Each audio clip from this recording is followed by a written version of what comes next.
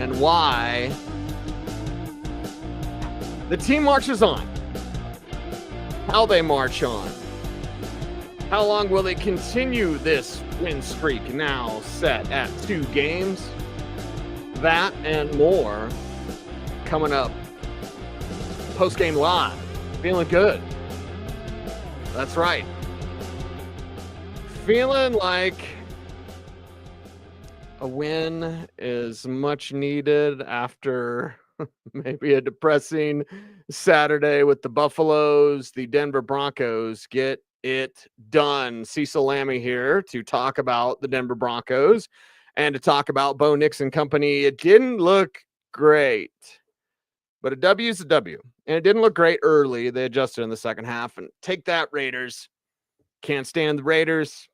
Can't stand Raiders fans. Excited that Bo Nix and company pull this thing off to continue their win streak. And 29-19, the final score. How did the Broncos do it? And, well, lots of defense at the end. Adjustments from the defense. Because early on, man alive, you go into halftime, and the Raiders have the lead 13-9. And then you have a 20-point second half holding the Raiders to 6 points themselves. You get much better on third downs in the second half. A large portion of your problems in the first half is that you couldn't keep drives going. You were going 3 and out way too much. So the Broncos able to extend drives, able to secure the victory. And how does it feel, Broncos country? 7-5. A win total that, well, a lot of people thought, oh, they could get 7 wins. I had 9 wins. People thought I was crazy. And they might get more than 9 wins. They might get that number at 10. Plenty of football left. You got to play good football, and you got to respond and react. Courtland Sutton, oh, so close to another 100-yard game. He's never had 300-yard games in a season. I would have liked to have seen him do that. 8 for 97 and a couple of touchdowns.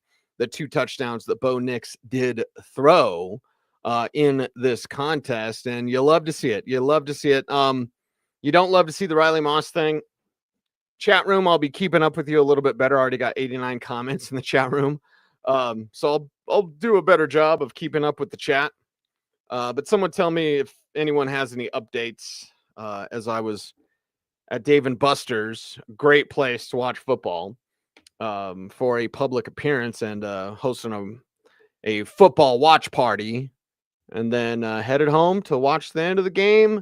Andrew Mason is in Vegas. He might have a couple of pops in honor of this team. But the Riley Moss injury is what's on my mind. That's what is on my mind right now.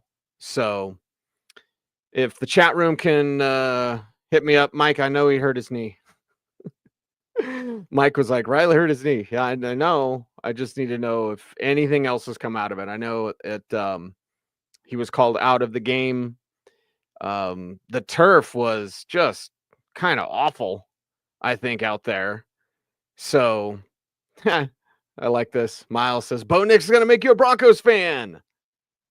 Well, definitely a Bo Nix fan. That's for sure. Brian getting in a shot at Dion. Keep it up, Brian. And bring up something about BK. Nate says, forget Uncle Rico. Yeah, Broncos are playoff ready, Corey. That's right. Corey's saying it because, and again, the Raiders aren't a playoff team. No one's going to have a fantasy about that. But this sort of performance when you're down and things aren't going well. I kept saying to my guy, Zach, at Dave & Buster's, I was like, they're just, I mean, they haven't played good football at all at halftime.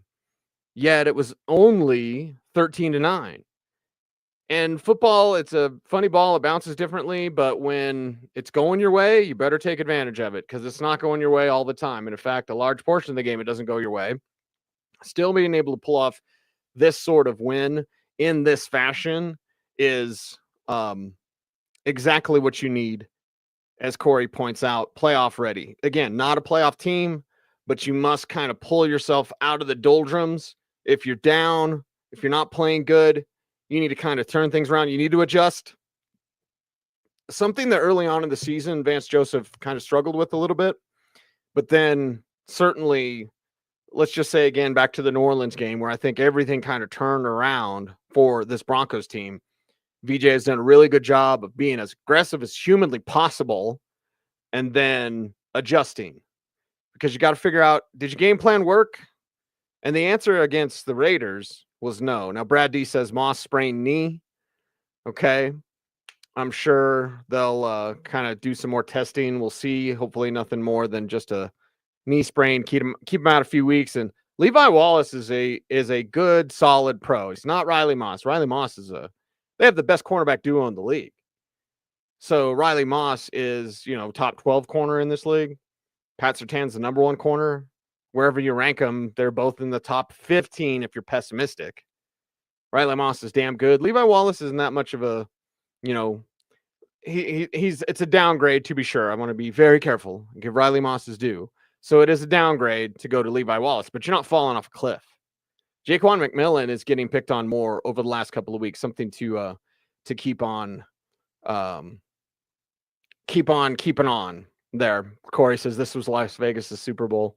Yeah, I hear that. Dylan saying, love hearing announcers say Bo Nix might have been the top quarterback of the draft class after all. Bo Nix can make plays and stay patient and stay dangerous. Marvin Mims doing a little bit more. Would love to see that for this Broncos team. And Devon Vele, really, if we look at just kind of how this offense is coming together, they still don't run the ball enough. Now, 22 carries, 42 passing attempts, 22 carries as a team. And Javonte with 8 carries for -2. Jaleel McLaughlin, 7 for 44. He himself banged up, then comes back into the game later on. But how they're doing it is using Mims, using a little bit of Michael Burton as a runner and as a receiver, very little of the tight ends. And it's just being creative with Mims, 3 for 44. If you could do that in every game, that'd be great. Because then, don't make me do math, you're at like 600 yards on the season. For Mims is your third guy. That's great. Devon Vele is your second guy, though. And once again, this team not forcing things to Troy Franklin. When it worked on the big 26-yarder, you just saw Franklin really excited about it. That's great. But don't force feed him the ball. 4 targets, 2 catches, 31 yards. And then Devon Vele, 9 targets, 6 catches, 80 yards. It's working with Devon Vele as your number 2. And Courtland Sutton, 8 for 97 of the 2 touchdowns, like I mentioned, on 10 targets. So 19 targets overall to Sutton and Vele. Those are your top 2. And everyone else just kind of is auxiliary in terms of what they do, how much they're involved, etc. They got to run the ball better, though. They've got to run the ball better. But I like seeing this team work with Devon Vele. Vele's had the best chemistry with Bo Nix, not named Courtland Sutton, but rookie minicamp where Sutton wasn't, Vele had better chemistry than Marvin Mims. Regular minicamp, Sutton just showed up for mandatory minicamp, if you remember, and his first day had like 2 drops and looked out of shape or whatever. Long time ago with Courtland Sutton, things much different now. But Devon Vele, the best chemistry. You get to training camp, and as Bo and Court build their chemistry, there's Vele. They're building, but Vele's there, and he's got that chemistry. And he's a player that Bo Nix can rely on. The Franklin thing, they tried a little bit. It didn't work. But now you see Franklin is, once in a while, he'll get a target, which is good until he does more. And until Vele struggles, you really don't need much. You had 19 targets. I think Bo should go in with 25, 30 passing attempts a game. It was 42 today. I think Bo needs to be about 25 to 30 passing attempts. 19 targets. Let's just make it 20 to Sutton and Vele. There's most of your passes. So not much. Nobody else is really going to get a whole lot if you're running the ball better, because those 12 extra passes, 42 attempts for Bo instead of the 30 number, which I like for him. Those 12 extra passing attempts come from the fact that you're not running and you can't run effectively, or at least you didn't today. We'll see if that changes or comes around for this squad as they move forward and they march on in this season going towards the postseason. Your Broncos can go to the playoffs. You keep winning. Now you got to beat Cleveland, okay? But you keep this cushion between yourself and a cushion between the Colts, a cushion between you and the Bengals. And, we'll see if they can be a tough out at the end of the season. The Colts, by the way, get waxed by the Lions 24-6 today. So, you just kind of look and see, all right, where are your stumbling blocks the rest of the way? So this game, it feels great that you win in Vegas for the first time ever. But at the same time, as players have said in the locker room, they can look ahead. They're not looking behind, but they are looking ahead without overlooking their current opponent. I want to be very clear about that. Nobody was indicating that. Sean Payton even talked about at his press conference, I believe it was Friday, when he was chatty Sean Payton, and he said that this team can look ahead, not look back. And of course, it's human nature that they're going to do that. They're going to look forward to the postseason. And they can continue to win. But in order to win in the postseason, you have to run the ball with effectiveness. Now, I'm not saying you need someone with Devin Neal-like stats. Oh, my God. Colorado couldn't stop him. But you need, as a team, let's just say 100 yards. I think as a team, if you say 100 yards, that's what you need. You're going to play great defense. Check, double check. If you can get those 100 yards as a team on the ground, I think that's really all you need. Today, 63 yards. It's not good enough. 2.9 a carry. It's not good enough. Now, a lot of that was the negative stuff from Marvin Mims, who's just blown up at the backfield. Adkins missed a block on one. With Max Crosby, by the way, it's like, all right, you got to slow down that guy. He's everywhere. He's one of those players you hate because of the team he plays for, but then you respect the hell out of him because he's an amazing player. So Mims with a couple carries for negative yards, Javonte with 8 carries for negative yards. That impacts things, of course, but you've got to find a way. I was excited that Jaleel got a little bit more. The hot hand approach. Estime was kind of hot.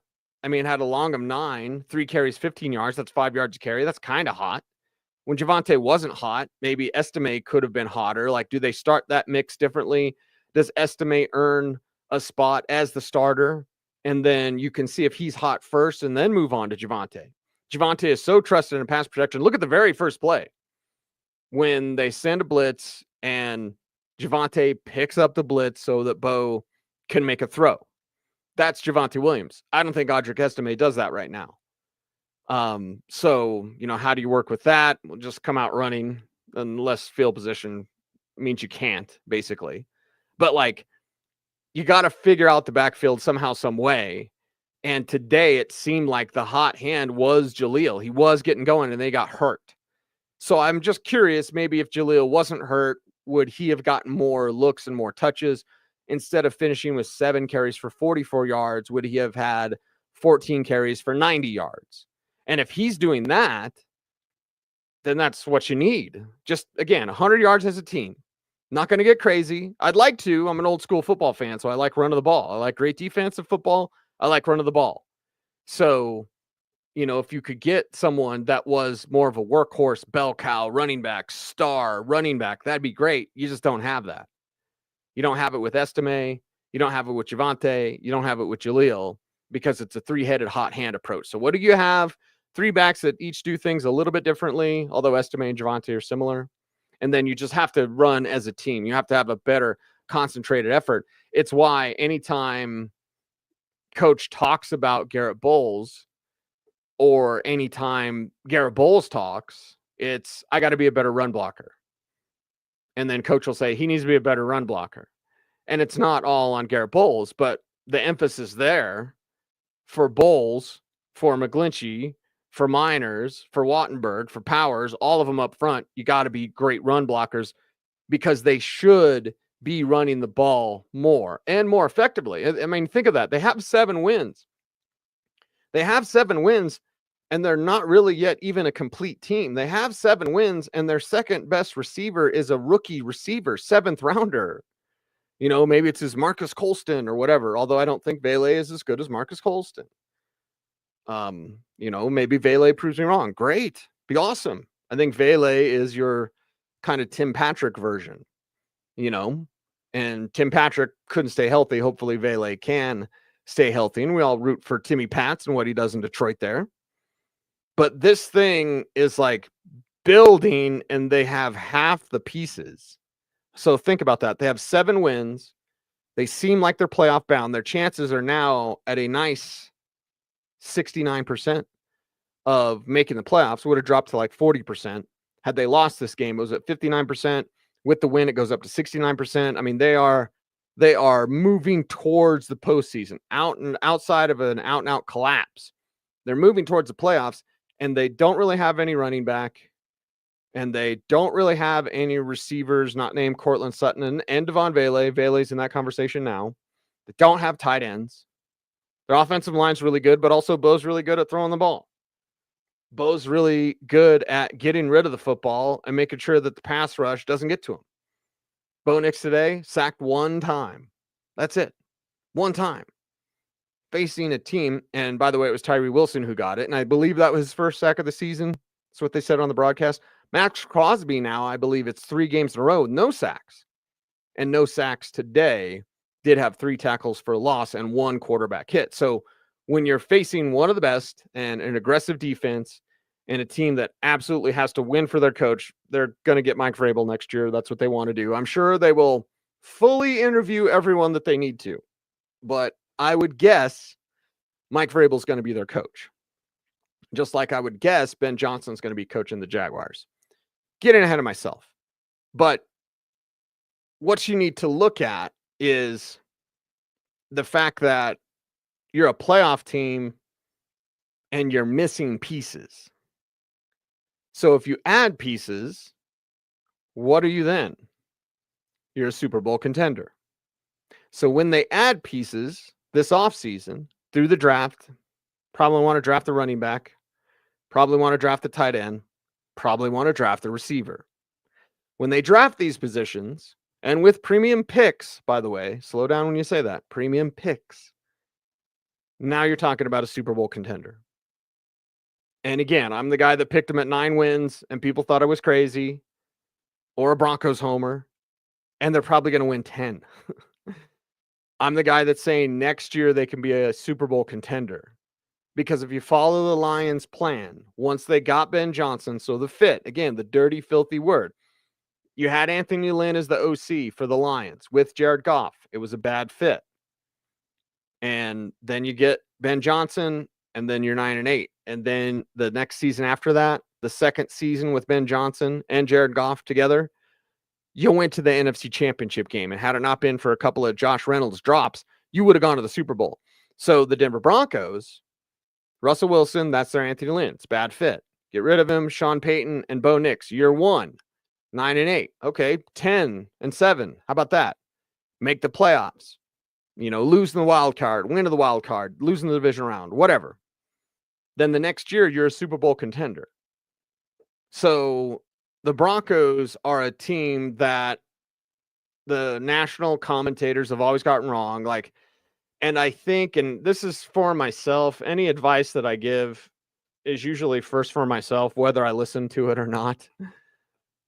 But my first piece of advice is just, who gives a crap about what Nick Wright says or national commentators, or, I'm glad they're opening up to the Broncos, but they should have already been there.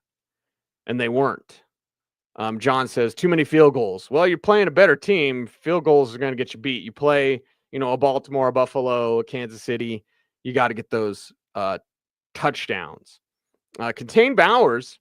That was certainly a plan, something Vance Joseph talked about this last week, of containing Brock Bowers. And it was cool to see Pat Surtain matched up against him. Now, Bowers, 4 catches, 38 yards. For him, that's containing him.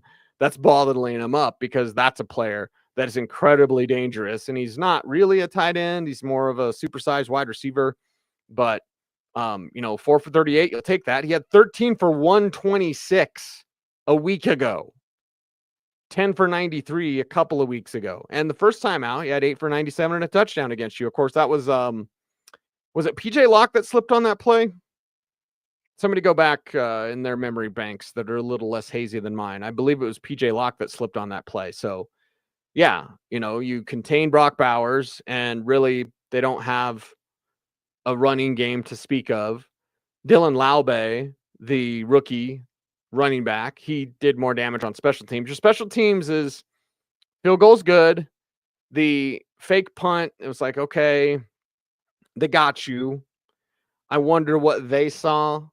If I get a chance to, I'll talk to Coach Katwika on probably Friday. So I'll ask him, like, what do you think they saw? Or was there any sort of tell that they saw from your film that maybe you can correct so you don't get that fake punt? Because they definitely saw something. They called it. They executed it. And there you go. So that's it. So special teams, we'll see how they get over that. Joe brings up something also here.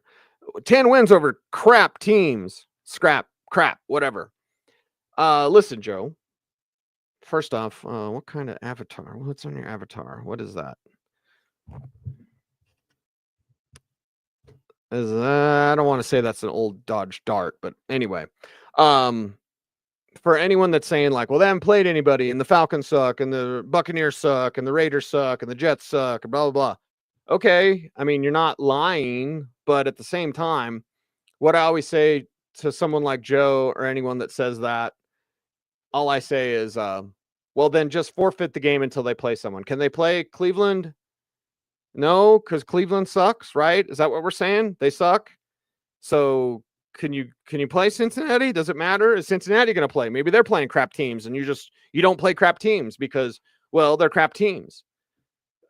There's no asterisk by the W. You're not playing in the bubble in the NBA Finals. There's no asterisk by any of these wins.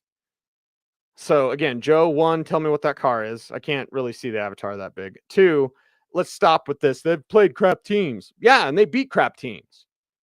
What are you going to say? Like, what if they lost to the Raiders? What would you say then? How do you lose to a crap team? So we have to give them credit for winning, because we definitely bag on them if they lost.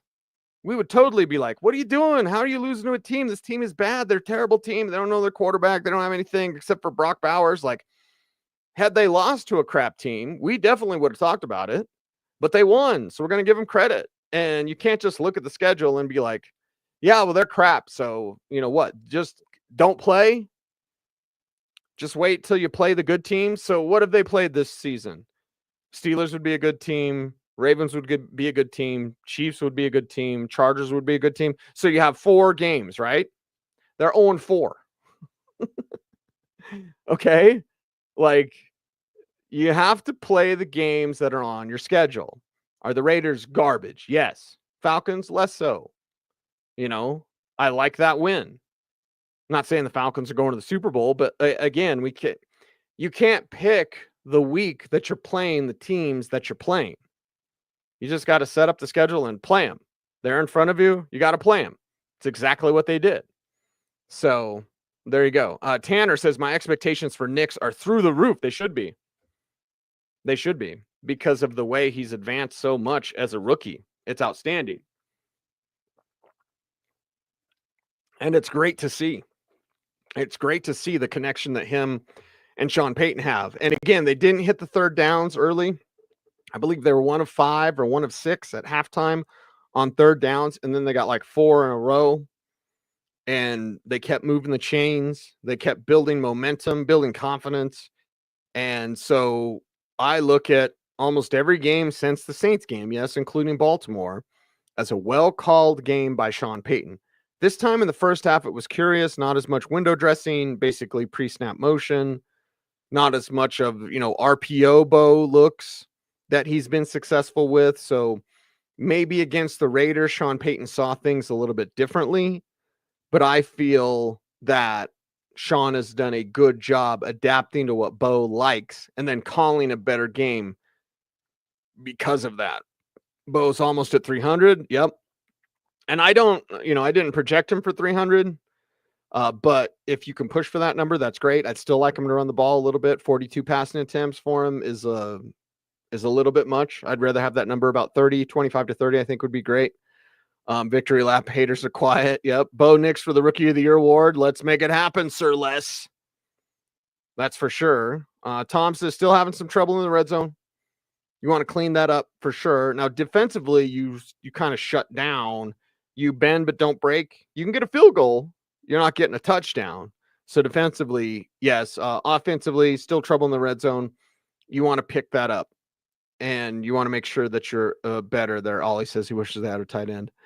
The draft. Just remember the draft. Kemi.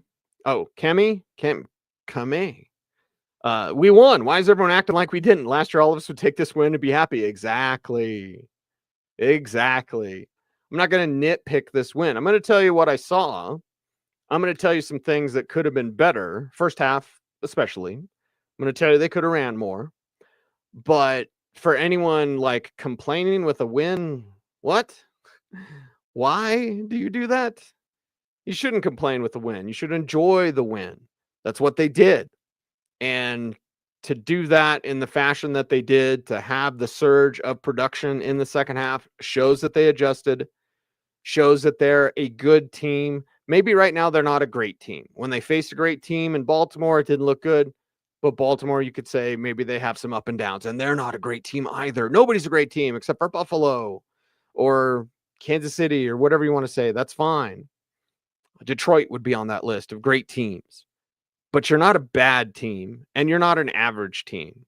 Because an average team lets games like this one get away from you. Well, guess it just wasn't our day. That's what happens. And that's what would have happened in Broncos teams of the past.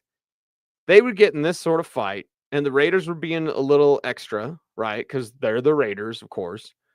But you would have went on the road, maybe stay out a little bit too late, miss curfew or whatever, and then you lose against the Raiders team because you're inconsistent, because you can't adjust, because you can't bring it back. So this team is an above average football team. I think this team is good with the potential to be very good this year. I don't think they're great, but I'm definitely not going to nitpick this win. You got to play them the way they're in front of you, and they continue to win now at 7 wins. We're at week 12, so I have a bye, so 13, 14, 15, 16, 17, 18. 5 games left. 5 games left, probably go 3-2 in those and get to 10-7 and get to the postseason. That's great news for the Denver Broncos. It's great news for Broncos fans. You haven't been to the playoffs since Super Bowl 50, and that was a while ago. And you're Broncos fans. You're not like Raiders fans where you just talk about the 80s, how great, that was with Jim Plunkett, right? Tom Flores as your coach. Like, you're Broncos fans. You want to talk about stuff that's a little bit more current, and Super Bowl 50's not real current. But you can get back there. You can get back there for sure. And Ollie says, Bo did juke Max Crosby today. Yep. And Miranda, Ducks fan, lifelong Broncos fan, so stoked. Everyone now see how baller he is. Go Broncos. That's right. Go Broncos. Because Bo's the guy. Like this season, going to the postseason, all that stuff is just extra. Because the most important thing for the year, you already found out. I wanted 12 games from Bo Nix. I had called for that earlier in the season when the word was, hey, in training camp, maybe Jarrett Stidham begins the season. And I said, well, I'm not going to lose my mind if he does. He shouldn't. I'm not going to lose my mind if he does, but I want Bo Nix, to get 12 games. So here's what Bo Nix is after 12 games. 259 to 399, 2,548 yards passing, 16 touchdowns, 6 INTs. And by the way, only 2 of them since week 3. Because he threw 4 in the first 2 weeks. 64 rushing attempts, 300 rushing yards, 4 rushing touchdowns. So 20 total touchdowns. 28, let's just round it up because it's 28 and a half. So I'll round it up again. 2,900 yards. I'm falling apart. In 12 games. That's what you've gotten from Bo Nix. And he's getting better. So there's going to be a time, because early in the season, people, oh, Bo Nix, he sucks or whatever. And you weren't watching football. For the people that said I'm out on Bo Nix or whatever, they're not watching football. They're not paying attention. And I apologize that you all have to listen to that, because it's garbage. So when Bo starts, okay, it looks like Auburn Bo. But as he did in college, struggle, improve, excel. As he did at the Senior Bowl, Tuesday looked bad. Wednesday looked better. Thursday, he was the best quarterback there. As he's doing in the pros, like we've seen Auburn Bo, then we've seen Oregon Bo. But guess what, Broncos fans? You're just starting to see Broncos Bo, because he can get better. And all due respect to the Oregon Ducks. But why we talk about old stuff, like that. We've seen Auburn Bo. We've seen Oregon Bo. Get your ass ready for Broncos Bo, because it can be better. I like how David says, swept. Go on, Raiders. Get out of here. Get out of here with that nonsense, garbage. Ollie says, wins are wins. Exactly. Wins are wins. Raiders were desperate for a win. That's why they do the fake punt. Totally desperate move. They went for it. And there you go. So certainly appreciate what the Broncos are doing this season. And as David says, good effort, hard to win on the road. This league is tough. There's no gimmies in this game. This league is tough. And to go on the road, that's a tough thing. By the way, Mike Kliss just tweeting out moments ago, 5 minutes ago. Sean Payton says Riley Moss has MCL, but not serious. Almost returned to the game. Okay. I like that. All right. I like that. That's some good news, right? We'll keep our fingers crossed. Injuries can be like, yeah, it's nothing big. And then Monday x-rays be like, oh crap, it's big. So, certainly great news to hear that it's an MCL for Riley Moss. Great news to hear that it is not considered serious. Great news to hear that he almost returned to the game. But here's the future. The next game the Broncos will play in December. Holy cow, this year's going by. Hope everyone has a good Thanksgiving, because I won't talk to you until next Monday night. But I've seen the future. Riley Moss won't practice Thursday. He won't practice Friday. He'll practice Saturday, because Saturday is the big deal. When you play a Monday night game, it's basically like your Friday. So if someone misses Thursday's practice, which they might because they won, practice Wednesday and then take Thanksgiving off. I'm going to take Thanksgiving off. We're not going to do an Orange and Blue today on Thanksgiving. We give you a show 7 days a week during the regular season. Mason and I need some rest. So we thank you for that. Enjoy time with your families and friends in Thanksgiving. So if they practice Wednesday, practice Friday, practice Saturday, whenever they practice. But Saturday's the big day. So Saturday, that's the day to look out for Riley Moss. Until then, really, if it's an MCL, that's much less serious. If it's a sprain, that's much less serious. If he almost returned to the game, it's much less serious. So Saturday is the day. Even if he's limited on Thursday, limited on Friday, Saturday's the day. So if he practices on Saturday, as I predict, then he will play on Monday. Unless there's some sort of setback we see with the Zach Allen thing. They thought, and boy alive, did you miss Zach Allen? I'm 34 minutes in and I just bring up Zach Allen. I should have brought him up in the first 30 seconds, because without Zach Allen, woof, I'm not going Ashley Schaefer BMW on you. Woof. I'm not doing that. I'm going woof. Your defense looked woof. That was bad without Zach Allen. At times, it was bad. I mean, you're the Denver Broncos. Cecil McCormick had 33 yards on you. Now 6.6 a carry. And McCormick's okay. UTSA kid, came out a couple of years ago. Like he's fine, but it's also a player that everyone looked like. Sincere McCormick. Who's that guy? There's probably two people who know who Sincere McCormick are on the planet. Me and him. So, yeah, you kind of let that guy get at you a little bit. No Zach Allen, meant no middle pressure or very little middle pressure. Although you did see Uwazurike get a sack, so that was good to see.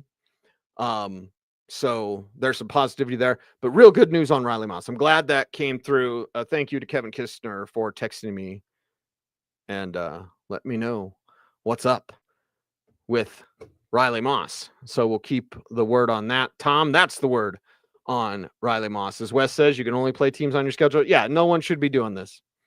No one should be doing that where, oh, this is terrible and this stinks or whatever. Jeff says, hey, I drove a Dodge Dart in high school a million years ago. My sister had a 72 Dodge Dart, 318. Air shocks in the back, so it's set like that. Anyway, Robert says, Bo did better than Jaden Daniels. Okay, we can continue to play this game, but also know Jaden has a ribs injury. And I'm not making excuses for Jaden because he's my guy and he's my number one quarterback. But it's like, okay, hey, he's better than that guy who's banged up. Yes. All right. I just want Bo to win games for the Broncos. If they meet Jaden Daniels in the Super Bowl, then it's a story. Because right now, and I'll regale you a tale from years ago, from the 90s, 92, no, 91, right? 92, or 93. My God, I'm old. Where Rick Meyer looked better than Drew Bledsoe as rookies. So Seattle got their guy, Rick Meyer, Notre Dame, and then the next year he was garbage. And then Drew Bledsoe kept winning and kept looking great. So, we can do that in Jaden, but I really don't care unless he faces him in the Super Bowl. And I know Jaden's hurt. So there you go. The Raiders have a better, hey, Sincere McCormick is better than what the Broncos had. So there you go. As Paul says, like and subscribe. So Cecil May's get a healthy bonus. Well, it's a bonus, Paul. It's a bonus. I'm not going to say healthy. Apologies. I appreciate everything. But yes, that would be very, very nice. Eberflus is failing. Yeah, that's fine. Wins are wins, says Ollie. Yep, that's true. Let's Bo. Let's go, Bo.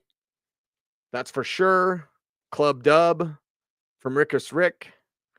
And as Fred says, a lot of crap teams won today.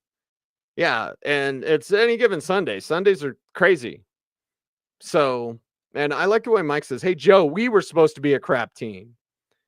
Yeah. And still got doubters. Victory lap, they enjoy that. And honestly, I kind of enjoy it as well because I know who this team is. Not that I'm right with every prediction. But I know who this team is. I'm around this team enough to know they're a good team. Before the start of the season, and Stink stole it from me. I know Mark Schlereth. And it's fine because Stink stole it and used it on national TV. Mark Schlereth went on his TV show, Breakfast Ball, in August when it debuted. And he said, hey, the Broncos have talent. It's just talent you've never heard of yet. And that's something I had said on the fan during training camp because it was pissing me off when people were like, yeah, the Broncos don't have anybody. I'm like, they have people, you just don't know them yet because they're inexperienced or young. And even John Gruden, feeling nicey. Oh, he said they're the anonymous crush. But that's, to me, also insulting because you should know Zach Allen. You should know DJ Jones. You should know Nick Benito. You should know Cody Barton. You should know Jonathan Cooper. Do I need to go on? You should know Riley Moss. You should know PJ Locke. You should know Brandon Jones. I think I almost got everybody. Right? You should know John Franklin Myers. So they're not anonymous. They're not anonymous. So as Victory Lap says, still got doubters. Go ahead. Let them doubt. Let them doubt. And that's fine. I don't really care. They still got doubters. And the best way, and I think that's what Victory Lap's emojis are doing. They're doing the shh. Shh. Like the crow before he jumps out the window. Shh. Like, yeah. It's a win, man. Rex says, enough is never enough with you people. It's the airing of the grievances. It's a win, man. I'm not nitpicking this win at all. It's the Raiders. You haven't won. You haven't ever won in Vegas. You've never won in Vegas. You won today. That's a good win. Dave says, can we talk about how many big boy throws Bo be making? When people said Bo is not making pro throws, or Bo's a check down merchant, or check down Charlie, it's like, you're not watching Bo Nix. You don't know what you're looking at. And I like seeing the tight window throws, the confidence throws that he's making. I like it. I like it a lot. Half the players on our schedule point blank. Jose says, win is a win. Stop crying. Bronco for life. Joe says, tell him cease. Right. Yep, Sir Les. 5 wins. 5 wins was always folly. And Bo Sharon, yes, Bo is outplaying the other rookie quarterbacks. Got a better fit. He's got the best fit because Sean Payton, like, part of my belief in Bo Nix, and I had him as my number 4 quarterback this year. And I knew that Sean McVay liked him. Knew that Sean Payton liked him. Part of my thing with Bo Nix is he needed the right landing spot. He found the right landing spot. And the Broncos duped everyone. And the Broncos are reaping the rewards because team after team after team passed on Bo Nix. And, it's the Lamar Jackson story all over again. We've seen this before. I seen it. And I love that Ozzie Newsome's final pick with the Ravens was Lamar Jackson. It was like a gift. But when you have Josh Rosen going in front of Lamar Jackson quite a ways, because I think Rosen was the number 10 pick, Josh Allen number 7, Sam Darnold number 3, Baker Mayfield number 1. Like, when you have that many selections and then you get to that guy and it's Lamar Jackson, the very end of the first round, like we've seen this before. There was a run of 6 quarterbacks. The Broncos got the 6th one, and he may be the number 1. So again, time will tell. And I imagine Caleb will come back. I imagine they'll figure things out around Drake. I imagine that Jaden will probably get hurt because, that was my knock on Jaden. He's my number 1 quarterback. I said he's not going to stay healthy. He's already banged up this year. So, if you want to say like Robert Griffin III, minus the complete arrogance. I think RG3 is a much different man now, but when he was a young man, you don't go into Mike Shanahan's office and give him a stack of plays and say, I'm not running these in your second year. Because allegedly, per source or whatever I have to say, Robert Griffin III did that to Mike Shanahan. The genius mastermind. Hey, yeah, coach, you've been coaching for 30, yeah, whatever. I'm playing 1 year. Here's these plays I'm not running. Now you can say, hey, I would prefer this, or how about this look, or why are we doing this? Can you tell me the why? Players always want to know the why, but a young RG3 didn't do that. So is Jaden like RG3 except more mature? Again, RG3 is a different man now. Yeah, of course Jaden is that. JJ, we'll see. He had a second surgery for JJ McCarthy. They say it's not really a big deal and it won't change his recovery time, but he had a second surgery. He had surgery. He had a problem. The swelling went down. He had a second surgery. And Michael Penix looks pretty good, but he's just behind Kirk Cousins. So how long does that last? So again, we're going to watch these guys. But for me, it's not a fact of like, Bo's the best one.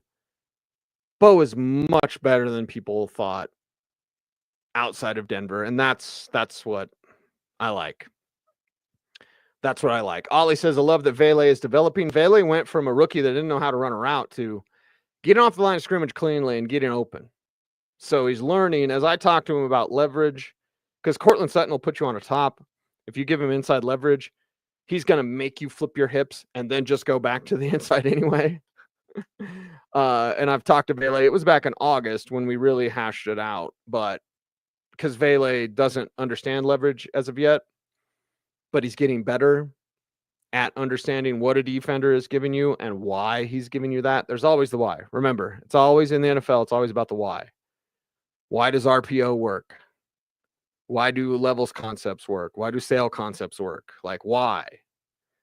With leverage and a defender, it's like he's giving me inside leverage because that's where his help's at. He wants me to go to his help.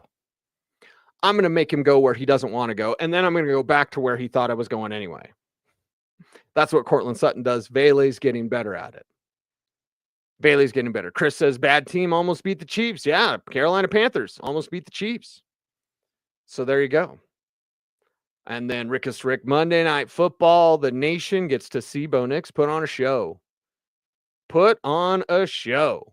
Dean says, any update on Drew Sanders? We'll see in practice this week if he can get out there. Kind of help out on that. So there you go. The Broncos are looking more and more like Bo's team. I love that. Love that. David says, don't blame the coaching, except I wish they could fix the running game. Yeah. Yeah, I do too. I've talked about that enough. We'll put a pin in it and we'll see if that comes to fruition. Bust them Raiders down. That's right. He's never overwhelmed. Recovering midwit says he's never overwhelmed. That's a great way to put it. Because in any situation, you're down at halftime. You're not playing good football. You're not moving the chains on third down. Bo's never rattled. Bo is never sweating. Early in the season, he had butterflies. Now he's just like, psh. So when the Raiders were bringing the house and blitzing him and it wasn't looking good for Bo, my mind was going, good, because Bo's going to learn. You're actually teaching Bo. By blitzing Bo and getting after him and, oh, you forced a turnover or whatever, or you went 3 and out or something. Like Bo, you're feeding the computer more information. And I'm not saying that we are supercomputers, but it's an input-output thing. The people we are based on the input we've received in our lives. And then we output with our behavior. Input and output. Again, people aren't computers. But Bo Nix is a supercomputer. So you give him more information, the output's going to be better. And recovering midwit, one of the reasons why he's never overwhelmed is because he processes that information quickly and he turns it around quickly. It's about processing speed, but it's also about how fast can you spit out that data, whatever. Like Bo, blitz him all day. Go. Play cloud coverage, play shell coverage, play zone dog. Where's your joker at? Like, because there's a joker defensively or a rover. Do it all. Do it all against Bo because he's going to figure you out. I want Bo to fail because I know it's going to happen like once. And then he's going to remember that. He's going to put it in input and the output is going to be great. So try him. I dare you. Try him. Let's flip and go. Or let's flip and Bo. Great win today. That's right, Devin. Snarky user. There you go. Let's all spam Bo. Bo a little banged up with the back injury, right?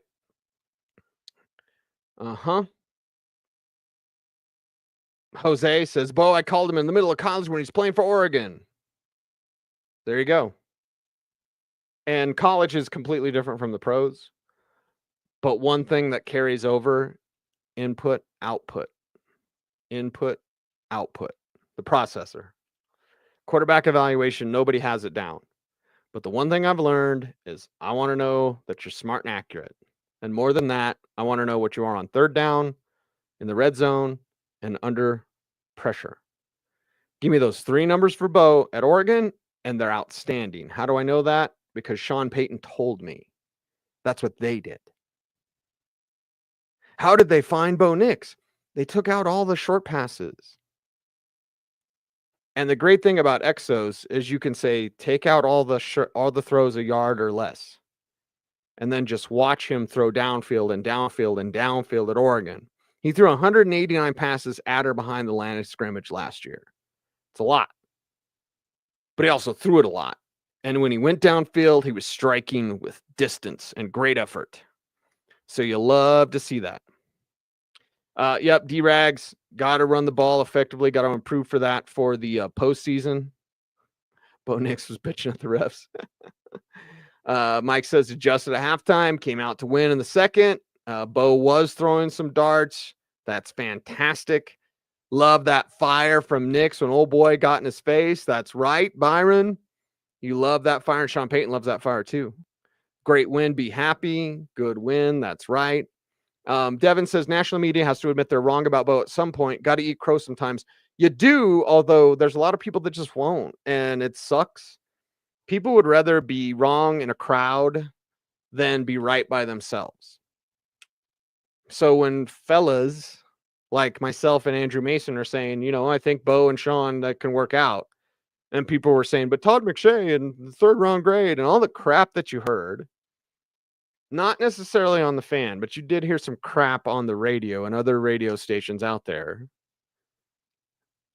that you shouldn't have heard because you should have had better opinions.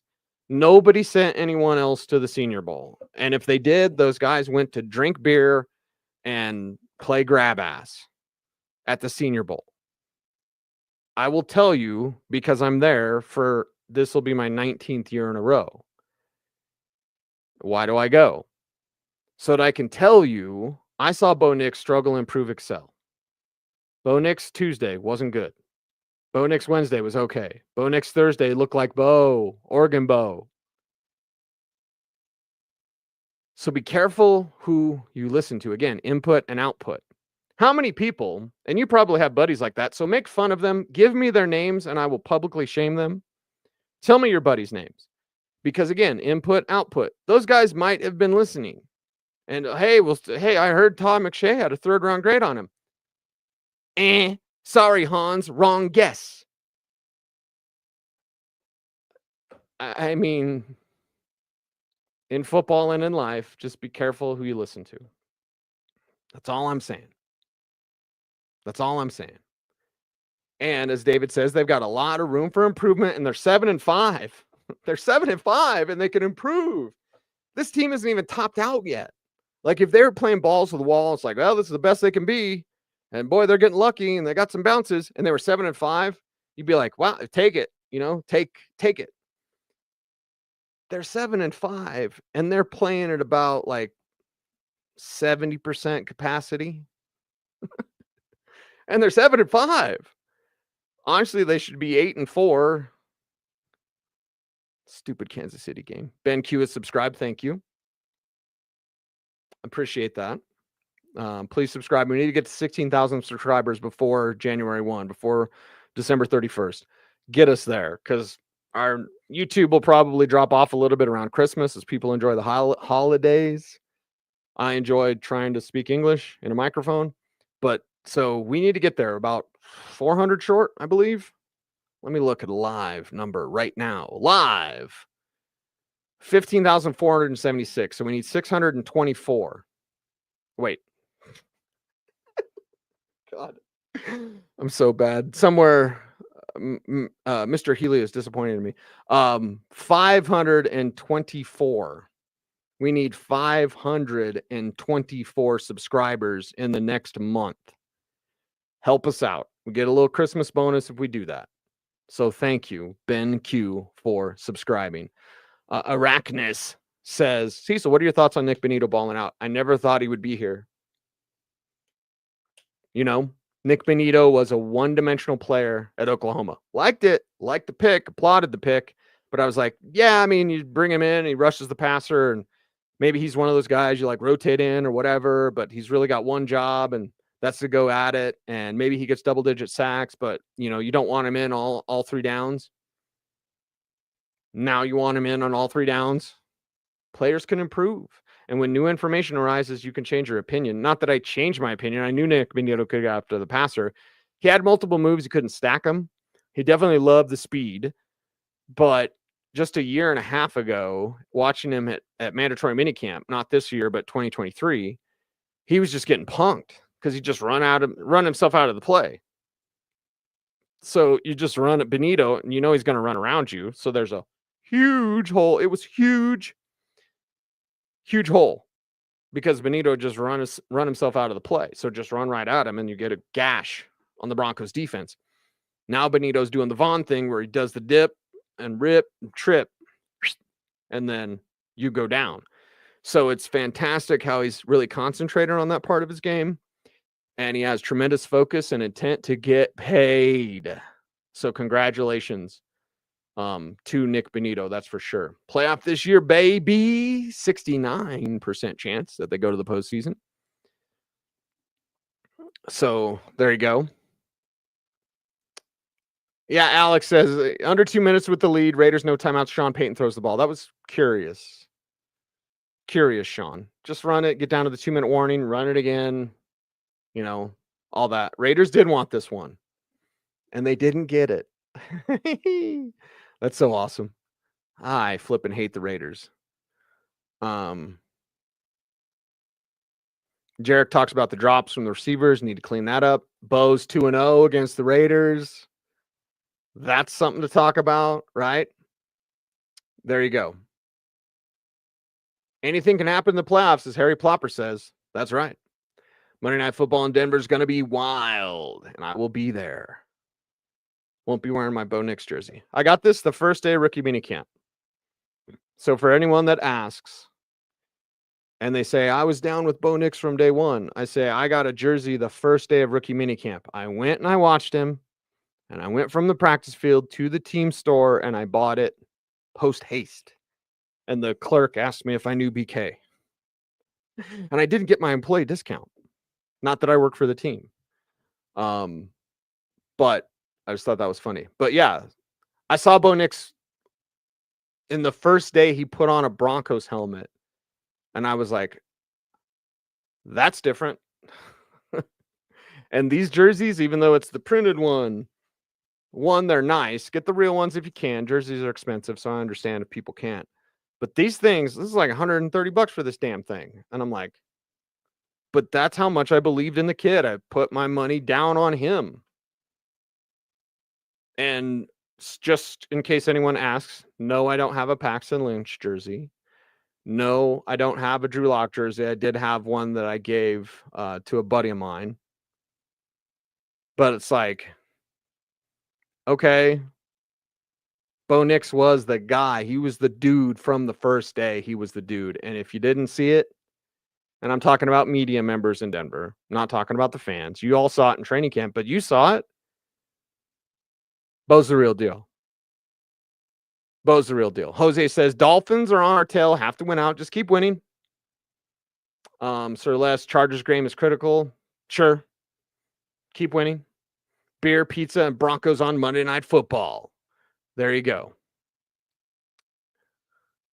Might as well have Bo take a knee. Ouch. Ouch town population. You, bro. There you have it. There you have it. People need to chill. It was a division game. They're always close. Division opponents. Look at Cleveland and Pittsburgh on Thursday night. There's no way Cleveland should have won, but they won because it's a divisional game and it's tougher than people think. Heck yeah, defense, baby. 2 Bonitos, the other Bo.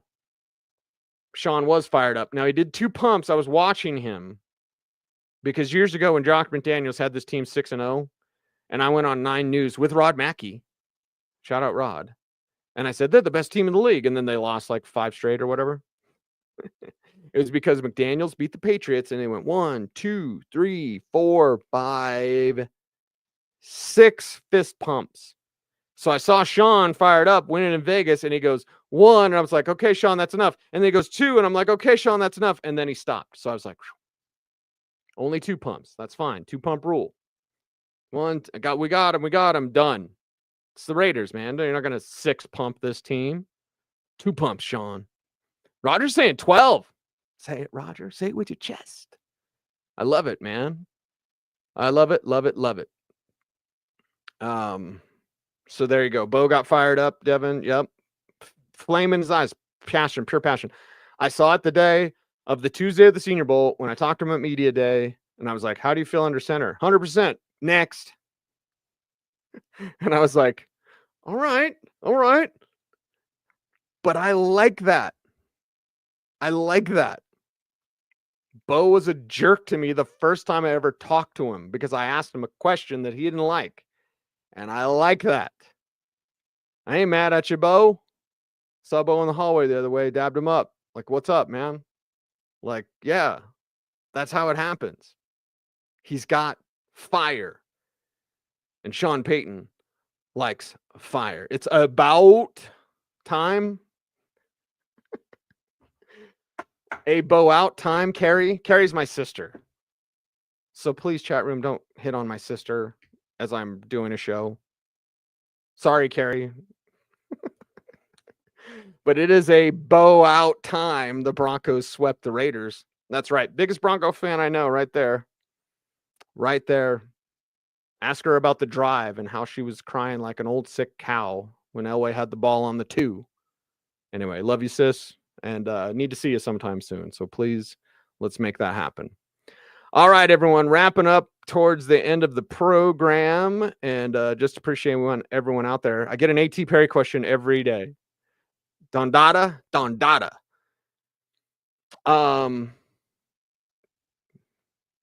Nothing yet. Reynolds will be back before A.T. Perry hits the field. Just my opinion. We'll see. But I do get A.T. Perry questions all the time. And I was like, good for you guys for knowing who A.T. Perry is, because you should know who A.T. Perry is. Shh. Playoff sleeper. You want a secret weapon in the playoffs? I give you A.T. Perry. So I'm glad I get questions about him. It's a little much at times, but I'm glad. That's for sure. Okay, just checking out the chat room, making sure I didn't miss anything, and appreciate everyone. There's thousands and thousands of comments. Tens of more comments than anyone. We're the best comments ever. I just sound like Sean Payton there. No one gets more comments than us. We're the best ever. What did Sean say at the combine? Oh, I don't even have to ask what Sean Payton said at the combine. Here, I'll do this. Oh boy, where's that? This is what Sean Payton said at the combine. Sometimes it's not as difficult as we make it out to be. And then sometimes, listen, it's very difficult. And so I think we'll be really good at this. And I think to some degree we're glad that a lot of people aren't.